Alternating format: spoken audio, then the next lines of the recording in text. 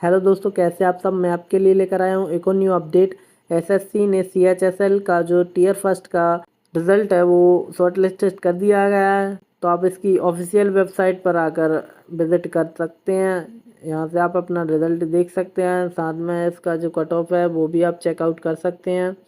यहाँ पर आपको देखने को मिल जाएगा SC ST UR जनरल सभी लोगों का कितने मार्क्स पर जो है कट ऑफ गिरा है वो यहाँ पर आप चेकआउट कर सकते हैं।